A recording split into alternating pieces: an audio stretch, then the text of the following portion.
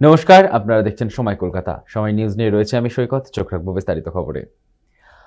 বেলুর মঠে সাড়ম্বরে পালিত হচ্ছে যুগনায়ক স্বামী বিবেকানন্দের জন্মতিথি। 10ই জানুয়ারি, 25শে পৌষ, 1432। স্বামী বিবেকানন্দের 164তম আবির্ভাব দিবস।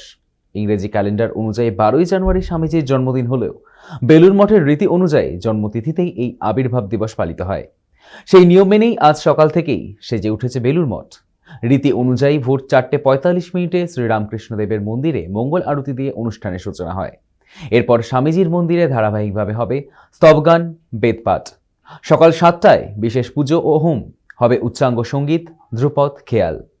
সকাল 8টা থেকে মাঠে নির্মিত সভামণ্ডপে চলবে বিবেকানন্দ ভক্তিগীতি, গীতি আলেখ্য, তবলা, লহরা, শাস্ত্রীয় সঙ্গীত ইত্যাদি।